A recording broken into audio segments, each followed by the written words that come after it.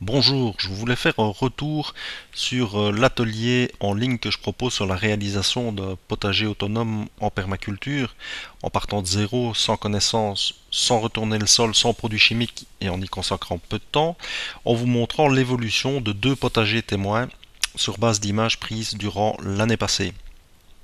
Alors le premier potager a été implanté en Belgique par mon voisin sur un terrain qui avait servi préalablement de pré-fleuri. Donc vous le voyez en photo ici.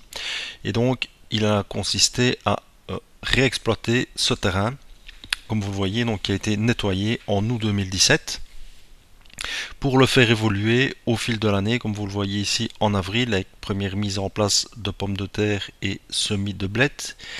Vous voyez également l'évolution de ce potager durant le mois de mai 2018 avec des repiquages notamment et encore des semis.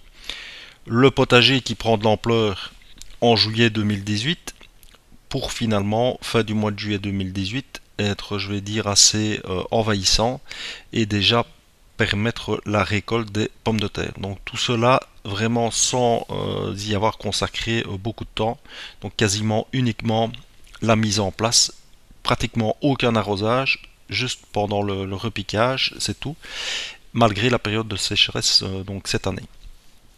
Voilà, donc les récoltes ont été étalées et elles se poursuivent toujours pour l'instant. Le deuxième potager témoin, c'est moi qui l'ai développé en France. Donc vous voyez la situation en août 2017 où j'ai choisi l'emplacement où j'allais étendre un premier potager autonome. Voilà les premières étapes de mise en place de l'extension donc de ce potager en novembre 2017. On a mis en place les pommes de terre et les premiers semis en avril 2018. Vous voyez l'évolution au mois de mai avec le butage des pommes de terre, avec les tontes de pelouse et du vieux foin. L'évolution également en juin 2018, donc il faut savoir que la maison dans laquelle est implanté ce potager se situe à 600 km de mon domicile, donc j'y vais très peu, donc de nouveau très peu d'entretien, jamais d'arrosage, sauf pour le repiquage, et donc le potager évolue tout seul de la mise en place jusqu'à la cueillette et à la récolte. Une même photo du mois de juin sous un autre angle avec le repiquage des choux et les haricots qui arrivent à maturité juste avant les pommes de terre. Et un peu plus tard, donc au mois de juillet, l'évolution donc de ce potager avec les choux et les courges qui avaient été semées préalablement.